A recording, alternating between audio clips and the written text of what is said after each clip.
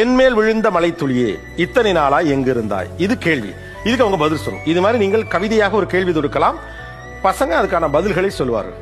புரியாத மொழிகள் பேசும் உன் விழிகளின் அகராதி எங்கே கிடைக்கும்? உன் இமையில் கிடைக்கும். விடியாமல் இரவை கேட்கிறேன், நிலவின் துணையாக வருவாயா? விடியாமல் இரவை கேட்கிறேன், நிலவின் துணையாக வருவாயா? நிலவாக உன்னை பார்க்கையில் நான் என்ன சொல்ல? நிலவாக உன்னை பார்க்கையில் நான் என்ன சொல்ல? காவிரி ஆற்றின் கடைசி துளி நீ, என் பாதம் வந்து ஏன் தழுவுகிறாய்? கங்கை கடையை அடைய வேண்டாமா? அடிச்சு தூக்குறானுவோ. Yes yes S.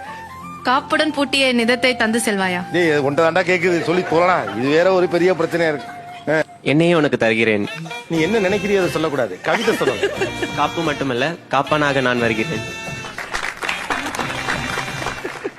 கண்களால் கட்டியணைத்த கதகதப்பில் காலம் கடந்து கலைத்து போகலாமா?